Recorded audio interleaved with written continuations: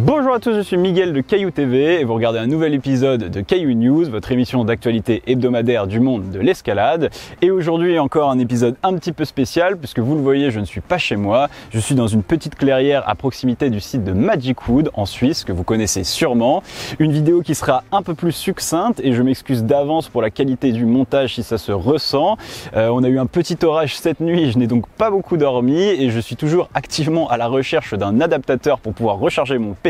Je ne savais pas que les prises étaient différentes en Suisse, mais c'est comme ça. Mais comme vous le savez, les news n'attendent pas et on ira du côté de Arco en Italie où se déroulait le Rockmaster Festival. En Italie où se déroulait également une petite Coupe d'Europe dont on fera le résumé. C'est parti! News numéro 1, et comme je vous le disais en intro, ce week-end se déroulaient les Rockmaster Festival à Arco en Italie. Et si je vous parle de cette compétition, bien qu'elle compte plus ou moins pour du beurre, eh bien c'est parce que le format est totalement différent et cela donne une autre façon d'appréhender la compétition. Pendant la finale de bloc, les compétiteurs doivent grimper 4 blocs, mais cette fois-ci plus question de temps imparti et surtout on élimine des compétiteurs à chaque bloc, comme une Battle Royale en quelque sorte. Chaque grimpeur dispose de 3 essais pour topper le bloc et se qualifier pour le bloc suivant. Et ces 3 essais ne sont pas effectués d'affilée. Tous les grimpeurs passent pour un premier essai, puis ils effectuent tous un deuxième essai et enfin un troisième. Au bout des 3 essais, si certains grimpeurs n'ont toujours pas réussi à topper le bloc, ils sont départagés en fonction de ceux qui sont allés le plus loin, un peu à la manière d'une compétition de difficulté classique. Un format bien plus punitif donc, où chaque essai vaut très cher, d'où le nom du format KO Boulder. Dans cette finale homme, on retrouve évidemment des Italiens bien représentés à domicile avec Stefano Ghisolfi, Michael Picolroise et Filip Schenk, 2 Autrichiens avec Nikolaj Uznik et Jakub Schubert, l'Ukrainien Sedir Samoilov, le Tchèque Martin Stranik et le Slovène Luka Potočar. Et on est parti pour le premier bloc avec l'Ukrainien Fedir Samoilov qui le flash directement et se qualifie pour le prochain tour. Un flash pourtant pas si facile puisqu'aucun autre grimpeur ne le sortira du premier coup, butant sur le deuxième mouvement en épaulé. Il sera tout de même rejoint par Jakub Schubert et Stefano Ghisolfi lors de leur deuxième essai, puis le jeune italien Filip Schenk lors de son troisième, qui avait déjà failli accrocher le top dès le deuxième essai. Personne d'autre n'ayant topé, ce sont finalement l'Autrichien Nikolaj Uznik et le Tchèque Martin Stranik qui passent à la trappe. On enchaîne avec le deuxième bloc qui se décompose en un mouvement dynamique suivi d'une petite réglette à aller chercher juste avant le top. Et là, c'est très simple, durant les 2 premières rondes d'essai, personne ne réussira à l'enchaîner. Il faudra attendre le 3e tour et Jakub Schubert, suivi de près par le Slovène Luka Potočar, qui était lui le premier à avoir atteint la réglette mais sans valider le top. Au mouvement, ils sont suivis par les Italiens Stefano Ghisolfi et Filip Schenk, qui sont les seuls à avoir touché la réglette. On rentre alors dans le Final Four avec un bloc tout en dalle et c'est Filip Schenk qui le premier se qualifie avec une grande facilité avant de voir Jakub Schubert le rejoindre dès le 2e essai. Stefano Ghisolfi et Luka Potočar ne parviendront pas en haut du bloc, mais c'est le premier qui se qualifiera à la différence du nombre de mouvements effectués. Et dans le dernier round de l'épreuve, un homme survole le dernier bloc.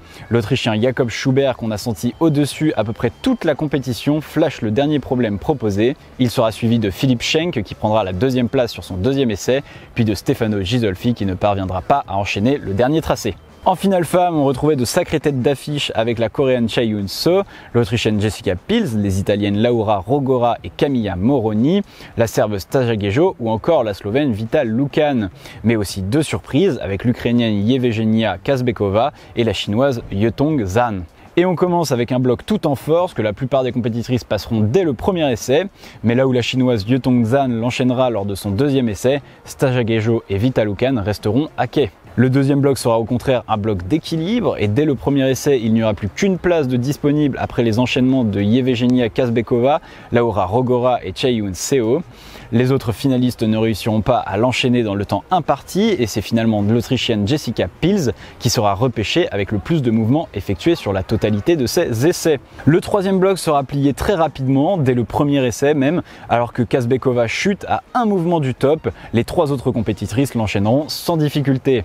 Le dernier round est donc composé de Laura Rogora, Jessica Peels et Chaeyoon Seo pour une finale de rêve. Et là aussi ça va aller très vite. La sud-coréenne va mettre tout le monde d'accord en flashant le bloc et remportant ainsi la compétition. L'italienne Laura Rogora termine deuxième après avoir touché le top sans le tenir lors de son deuxième essai. En difficulté, là aussi changement de format, contrairement à d'habitude où chaque compétiteur passe l'un après l'autre, nous assistons là à un tableau d'élimination directe, un petit peu comme en vitesse. Deux grimpeurs s'affrontent simultanément sur deux voies identiques et celui qui tope la voie en premier se qualifie pour le prochain tour. La voie est plus facile qu'à l'accoutumée pour que la vitesse soit vraiment déterminante et en cas de double chute, c'est le grimpeur étant allé le plus loin qui l'emporte. Et en finale femme, on retrouve un duel entre l'Autrichienne Jessica Peels et la Slovène Vita Lukan. La finale est incroyablement serrée et si Jessica Peels prend une légère avance dès le début de la voie, elle se fait rattraper par la Slovène.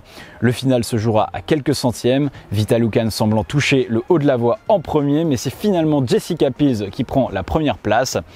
Chez les hommes, l'Autrichien Jakob Schubert était opposé à l'Italien Michael Picolroise et cette fois-ci pas de gros suspense mais plutôt une finale à sens unique. Dès le début de la voie, l'Italien tergiverse sur le clippage de deux dégaines, ce qui le place largement derrière son concurrent. Jakob n'a plus qu'à assurer le reste de la voie pour entériner sa victoire.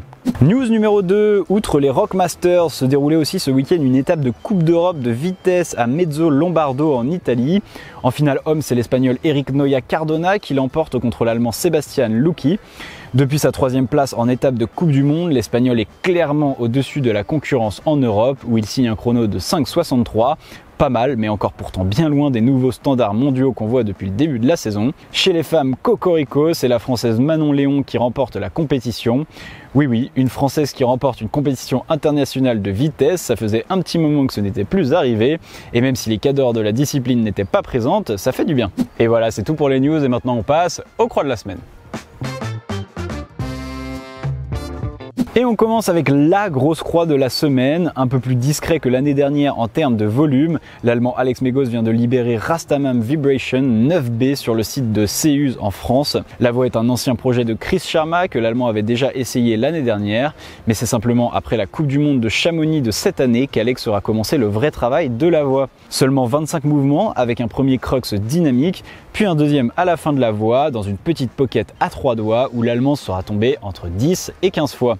Et on termine seulement 2 croix cette semaine en prenant des nouvelles d'Aidan Roberts. Le Britannique de 23 ans était près du lac de Llyn Ogwen au Pays de Galles où il vient de libérer Isles of Wonder SS, un nouveau 8C+ bloc. Alors qu'il l'avait déjà travaillé l'été dernier, il s'était senti trop faible physiquement pour la méthode envisagée. Après un an d'entraînement, il est donc revenu avec la ferme intention de casser du caillou, et bien c'est fait. Et voilà pour cet épisode de Caillou News. Comme d'habitude, j'espère qu'il vous aura plu. Je vous invite à laisser un petit j'aime sur la vidéo, à vous abonner à la chaîne si ce n'est pas déjà fait et à laisser un commentaire si vous voulez nous contacter ou tout simplement me rendre compte d'une erreur que j'ai dit dans la vidéo. Ça arrive. Je vous invite aussi à me suivre sur Instagram à @caillouescalade. Je remets un petit peu en avant ce compte en faisant des dessins, des petites anecdotes sur le monde de l'escalade et des petits montages rigolos. Donc voilà, c'est tout free, c'est gratuit. Et moi je vous dis tchuss!